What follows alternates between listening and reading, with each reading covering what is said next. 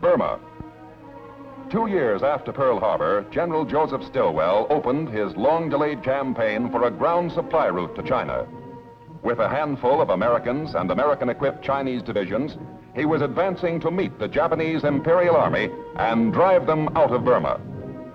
Stilwell had molded the once pulpy mass of ill-fed peasant soldiers into skilled, tough fighters, able to meet the Japanese on equal terms. But this Allied penetration, named Operation Saucy, was unusually difficult.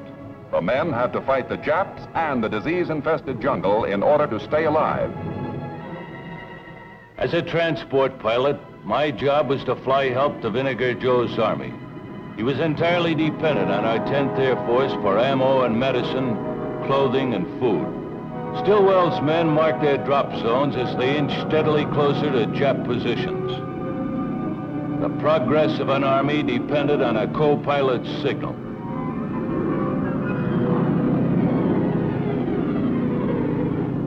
General Stratemeyer had warned the Pentagon, the only way we can supply any force that advances into Burma is by airdrop. That's why when Stilwell started this offensive southward from Lido, he had air supply for his advancing troops. Our supply pushers developed bomb sight precision. For the past year, split-second timing had meant survival to lonely air warning outposts perched on jungle-covered ridges in the Naga Hills. Air supply and the successful teamwork of the Eastern Air Command now made it possible for the Burma campaign to drive ahead. But in the jungle, the mission that the Joint Chiefs of Staff had given General Stilwell was one of the toughest in the war. He had a most difficult physical problem of great distances, almost impassable terrain. Cutting their own trail, Stilwell's army stumbled along at barely a mile an hour. The Chinese jockeyed for a frontal position, flanked by other Allied forces. It was a two-pronged drive to split the Jap wedge and reopen the Burma Road. The advance by the Chinese army into the Hukung Valley was the most ambitious campaign yet staged on the end of a thin airborne supply line. With amazing vigor, Stilwell carried on. Wounded men, the enemy, and the jungle were his obstacles. Quick evacuation of casualties could hasten the campaign, cut it down to months instead of years. But how can you get a wounded man out of the jungle fast? In the CBI, a plane we called a Sky Jeep was the answer. It was both a light transport and an ambulance. Able to operate from temporary airfields, we achieved a high degree of mobility and secrecy. In 1 month, 10 sergeant-driven Sky Jeeps carried out more than 700 casualties. With one of Stilwell's wounded soldiers aboard, the last chance got ready for takeoff.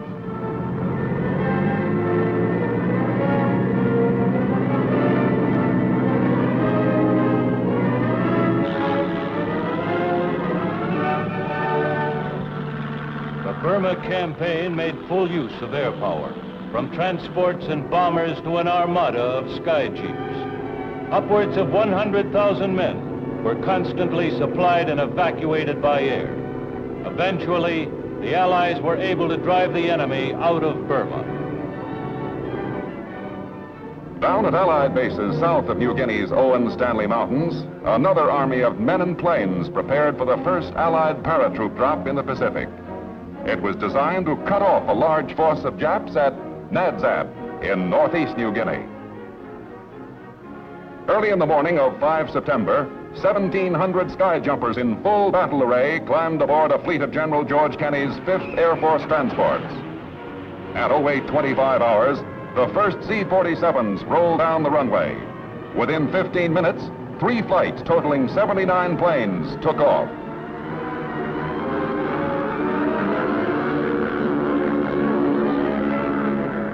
In all, 302 aircraft slid into place and, like a mighty procession, paraded toward Nadzab.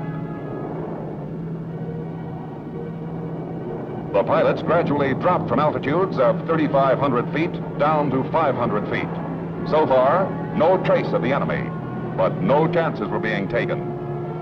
A squadron of low-flying attack bombers laid columns of smoke on the floor of the Nadzab Valley. Once over the target area, the transports formed into 3 columns, each with 32 planes.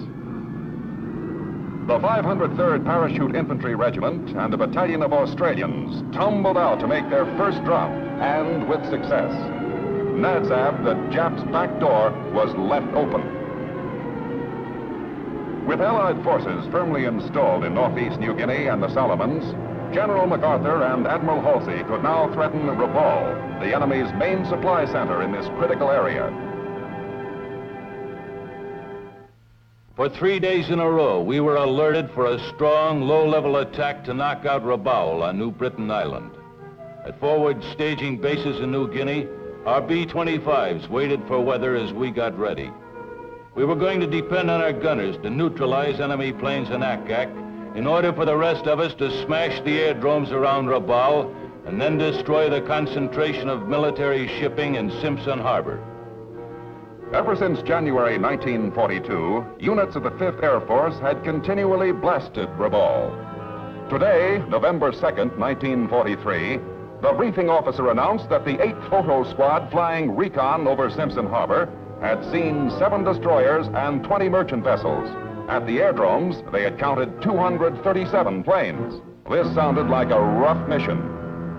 At the fighter pilot briefings, P-38 boys were given details of the plan that required perfect coordination between bomber and fighter elements. Surprise and timing were the mainsprings of the battle plan that the successful air campaigner General Kenny now put in motion.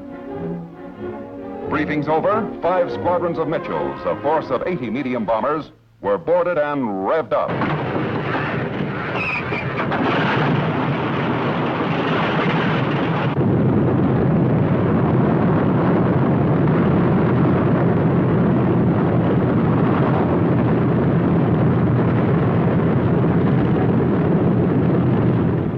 Shortly after 1000 hours, the tower gave them the go-ahead and the bombers got underway.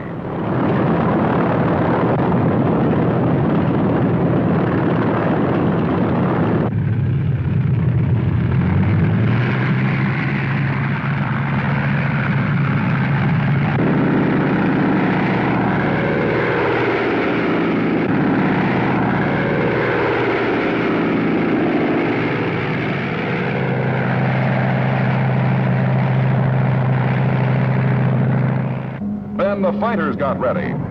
From 6 squadrons of Lightnings, 2 squadrons had orders to sweep Simpson Harbor, 4 to blanket the land batteries.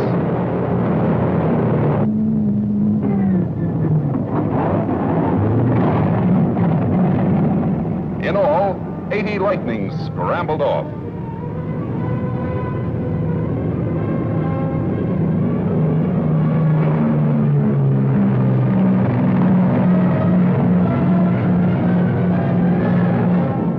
Good flying weather, our bombers held their formations as we headed toward Rabaul. Leader of our shipping strike forces was a veteran of 80 strafing missions, 25-year-old attack group commander Major John Hennebree. Once over the Solomon Sea, the Kenny plan went into high gear. As we scanned the skies, we spotted what we were looking for: enemy aircraft. Our Lightnings swept in ahead of the bombers to clear the area. When 2 Zeros challenged Captain Ralph Bilge and his wingman, he opened up. First, Bilge didn't connect, so he got his 38 on the Jap's tail, and the battle turned into a chase.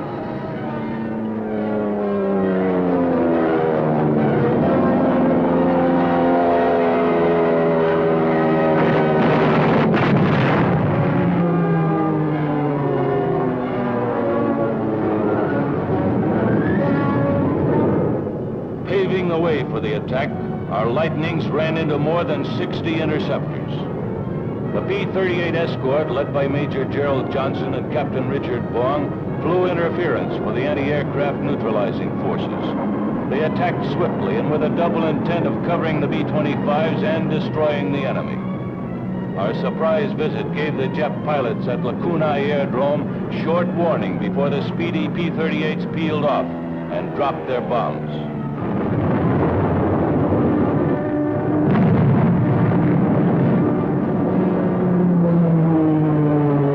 Next, we dove in on aircraft parked on hard stands and revetments.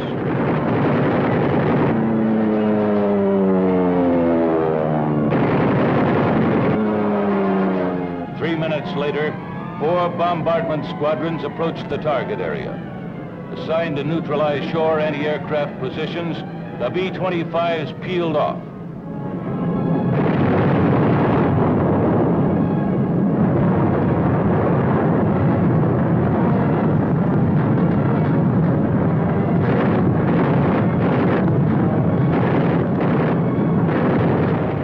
Parachute fragmentation bombs, because of their delayed explosions, permitted us to get down low and blast the enemy out of their hiding places.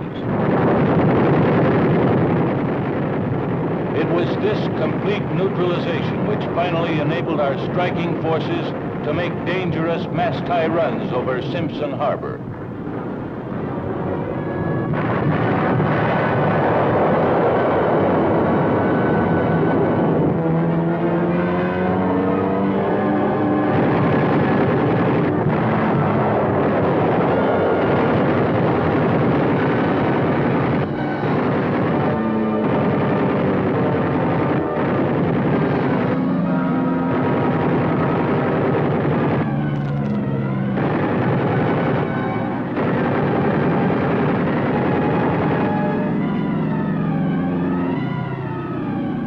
At Rabaul this day, we bombed 24 enemy ships. We strafed 17. Our bombers destroyed 52 enemy aircraft. Our fighters claimed 42 shot out of the sky. The cost, 45 American flyers, 17 American planes. In the space of 12 minutes, a formidable Japanese sea and air armada was attacked and decisively defeated.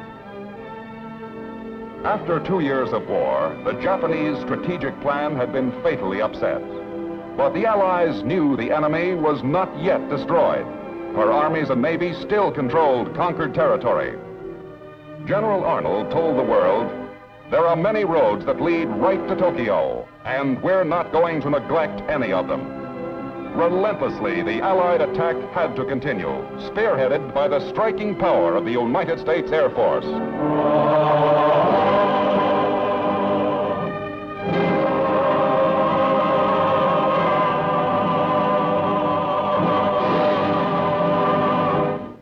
Signal.